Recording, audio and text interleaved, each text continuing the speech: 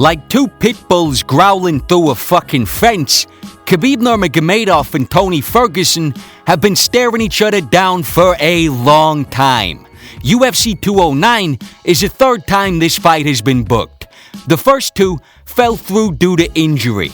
First to Khabib, then to Ferguson. But several false starts wasn't enough to derail this epic showdown, which, fingers crossed, will finally take place on March 4th. But this is not really a Tony versus Khabib video, because the negotiations for this fight ran into some pretty interesting hurdles along the way, and took a couple of bizarre twists and turns, which at times saw Khabib and Tony working together to secure a fight that they both desperately need. The negotiations first began to break down when Tony Ferguson tried to renegotiate his contract, demanding similar terms to Khabib. On December 20th, and referring to the recent acquisition of the UFC, Ferguson sent the following cheeky tweet. At Dana White, must have paid you good with your new deal.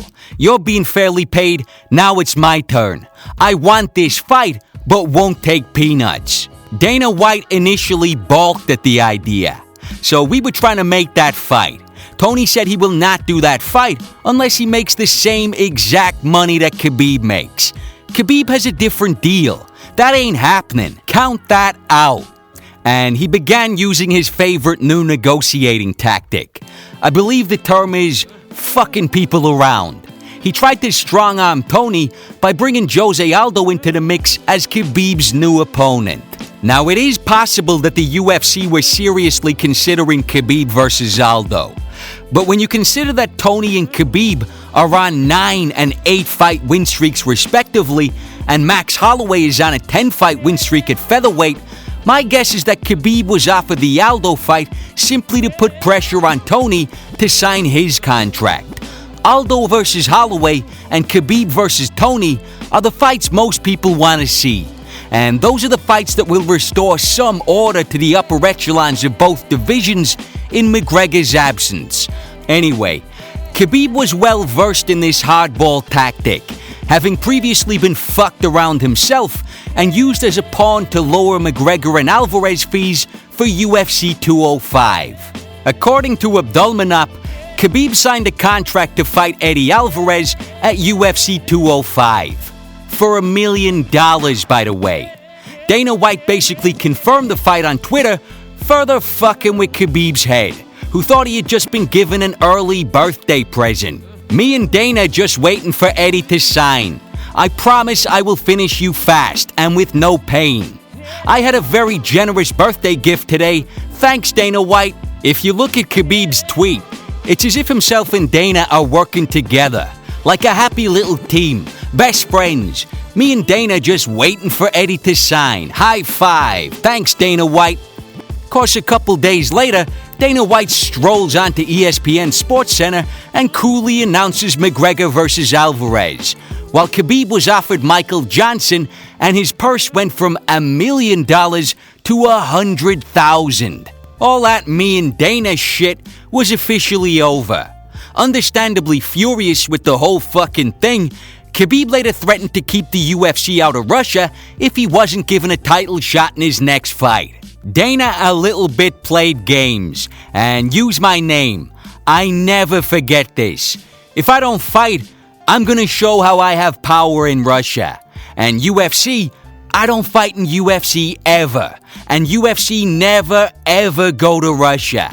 UFC think kinda have power, I have power too. This is not all about pay-per-view. I have power too.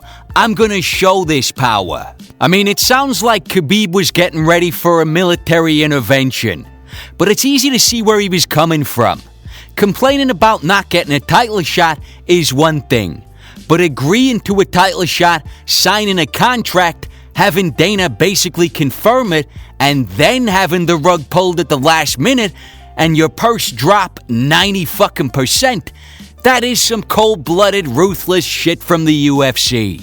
So this time, when Khabib was offered Jose Aldo to put the squeeze on Tony, Khabib immediately shot the UFC down. Aldo says, referring to me, that I refused to fight with him. Tell him that I do not bully the little. I want a real battle, and only Tony can give it to me. At this stage of my career, even if I win Daniel Cormier, fans will say that I have to fight with Tony. And I agree with him. I have spent my career in the UFC asking for the strongest opponents. Currently in this division, we must decide who is stronger, me or Tony. Without exception, all the fans and experts want to see this fight, and I want to give it to them. With Khabib unwilling to entertain other opponents publicly committing to the Tony fight, he forced the UFC to negotiate with Ferguson. It was nice to see the tactic backfiring on the UFC after the way Khabib got fucked around at UFC 205. At this point, and despite the fact that they were now all playing hardball, a fight announcement seemed imminent. But not before the negotiation threw up one final bizarre twist. Taking matters into his own hands, Khabib tweeted, "Hey Tony, if the UFC don't want to pay you, I'll pay you $200,000 extra on your purse." And he later elaborated, "I want to fight with him. I don't want to talk with him. I want to fight with him. It's why I said let's go. I'll give you $200,000 and you have to take this fight. We have to fight March 4th, UFC 209. On the surface, this seemed like a hilarious, unexpected power play from Khabib and a serious display of confidence. But as the offer sank in, I was left with one big question. Where the fuck is Khabib getting that type of money? How could he possibly be throwing around $200,000 like it's nothing? I mean, Khabib has fought twice in almost 3 years, and his combined purse in those fights might have totaled $200,000, but probably not even. So unless Khabib saved up all his pocket money or is doing some part-time work as a fucking stockbroker, that offer was likely coming from someone else. The obvious follow-up questions are who and why. Following his win over Darrell Horcher, Khabib posted the following on Instagram. At my arrival to Moscow, I was hosted by Ziavadin Magomedov. He congratulated me and made this present. Thank you very much, Ziavadin for fuck's sake, I'm not even going to try to pronounce that. Thank you very much, Ziavadin, for everything you doing for this sport. It's a big pleasure. Now, the man standing on Khabib's right, giving him a brand new Mercedes, is Russian oligarch and billionaire Ziavadin Magomedov. Magomedov made his fortune as chairman of Suma Group, a conglomerate invested in port logistics, engineering, construction, telecommunications, and oil and gas. He also owns the Russian MMA promotion Fight Night Global, and even tried to purchase a stake in the UFC when Zuffa were fielding offers last year. Another one of Khabib's friends is Chechen leader Ramzan Kadyrov. Now, Kadyrov is another big-time MMA fanatic who frequently invites fighters like Fabricio Verdum and Frank Mir to do seminars in Chechnya, more than likely for hundreds of thousands of dollars. They're not going over there to sample the fucking food, that's for sure. He's a big spender. Anyway, answering the question, why do politicians and oligarchs feel the need to shower fighters with expensive cars, Bloody Elbow's Karim Zidane explains, it appears to be an informal reward-based system, where top athletes receive bonuses for their achievements.